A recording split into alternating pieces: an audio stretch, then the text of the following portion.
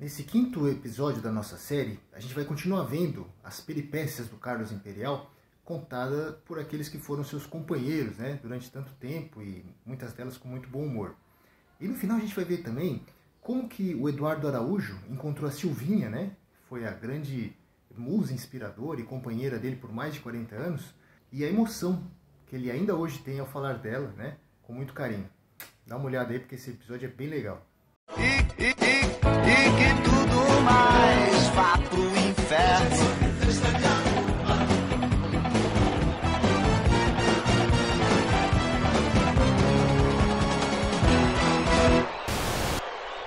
O Carlos Imperial era um grande gozador. Um cara de uma família muito boa. O pai do Imperial era banqueiro, né? Não era banqueiro de jogo de bicho, não, banqueiro de banco legal, né?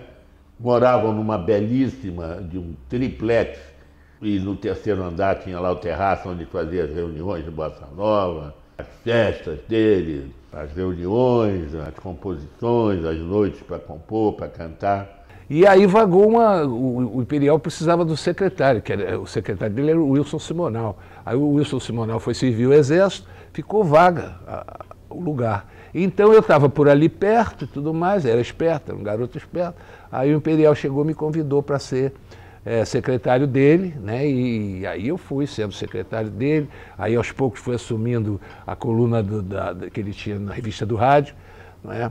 A coluna que ele tinha no jornal também. Depois dois programas de televisão que ele tinha e um programa de rádio. Então eu fui sendo secretário e fui administrando aquilo tudo, né? E aí minha vida seguiu com rock and roll por aí. Agora tinha as gozações dele, as brincadeiras. Ele era um tremendo gozador, né? Inclusive foi preso até uma vez por causa disso. Que no Natal ele tirou uma foto dele no banheiro, sentado na privada, e mandou esse postal para todas as autoridades, imagina, na época da ditadura militar, mandou dizendo o seguinte, que Papai Noel não bote no seu sapato o que eu estou fazendo agora. E aí foi preso, né? Uma loucura, passou uma semana na Ilha Grande.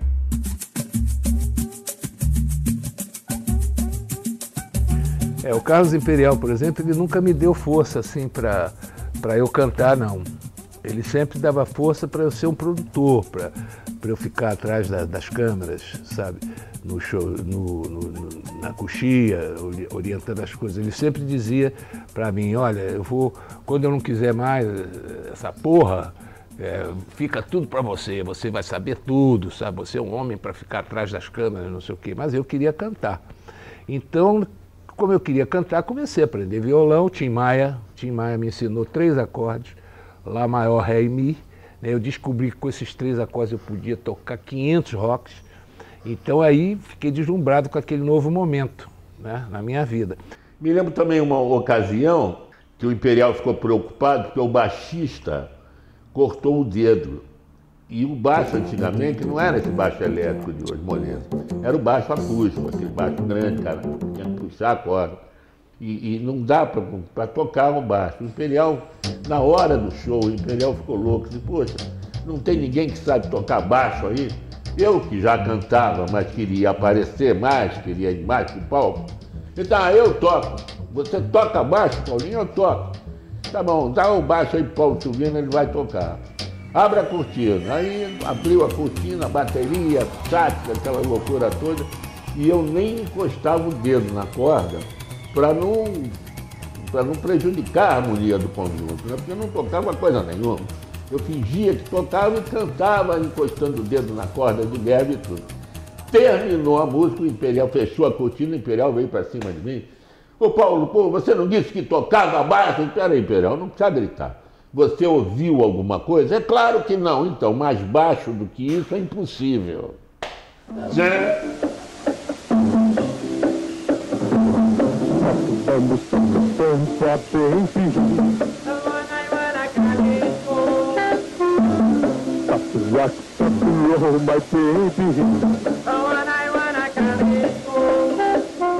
Todos os programas já na época tinham seu espaço para música jovem e está crescendo cada vez mais.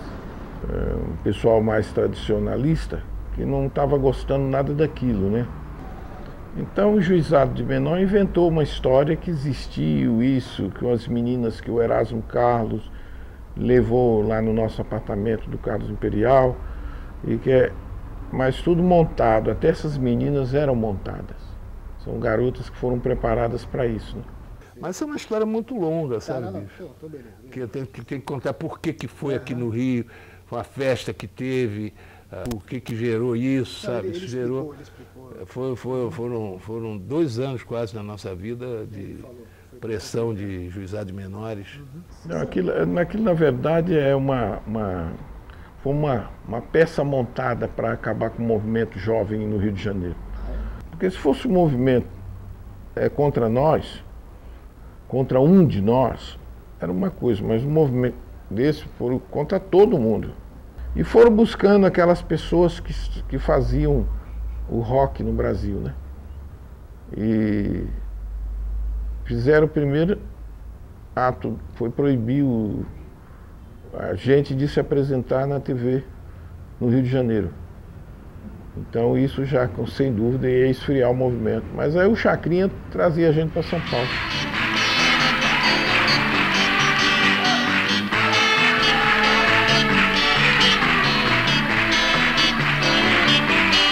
Sem dúvida, nós ficamos muito tempo sem cantar no Rio de Janeiro, e depois houve a de prisão preventiva pra gente, né? Porque do Juizado de Menor passou para eles queriam abafar mesmo o movimento. E aí nós tivemos que foragir. Eu, o Carlos Imperial, fomos para a fazenda. E pra gente foi muito bom, porque lá juntos não fazia nada, a gente compunha, fazia música e mais música. Já não suporto mais te esperar, a minha vida, amor, vou te entregar. Depois que passou com a calmaria, veio, né, naturalmente, veio aqueles bombardeios, não provaram nada. Nós fomos dispensados, graças a Deus, a justiça foi feita. Era injusto demais. E aí, eu fui contratado pelo Excelsior, já nessa época aí que eu apareci. Aí eu já saí da fazenda praticamente contratado pelo Excelsior.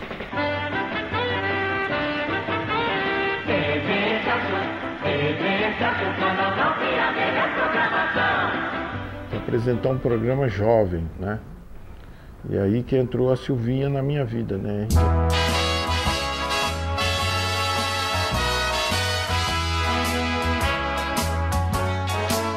A gente já se conhecia, mas no primeiro dia de programa a gente já estava namorando. É. Fui gostar de um menininho tão mal pra mim.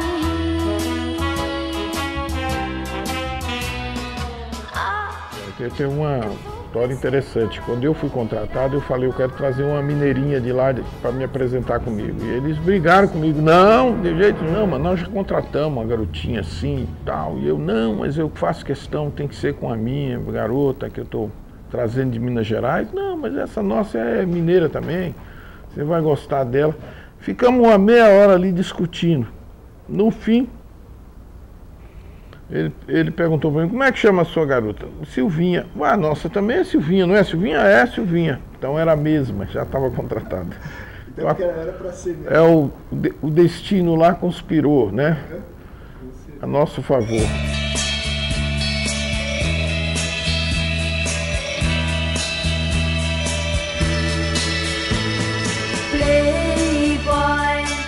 Então, quando eu falo que o destino, né, conspirou para a gente estar junto, eu acho que até era uma coisa que estava programado mesmo.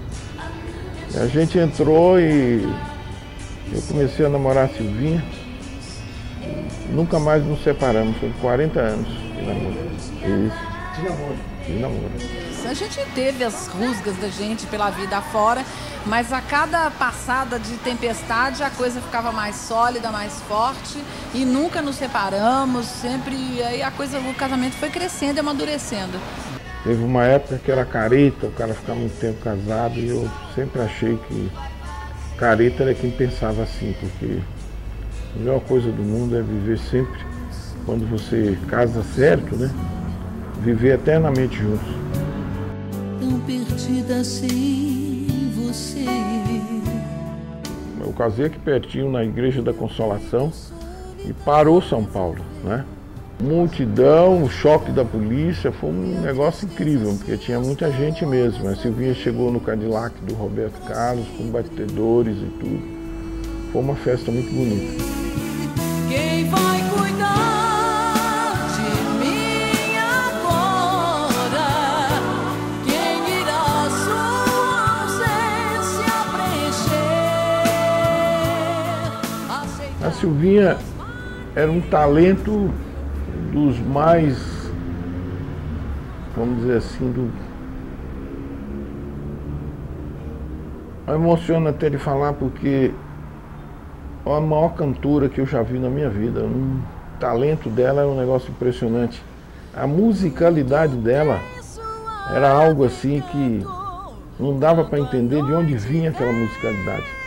A noite é só nossa, no mundo não há mais ninguém.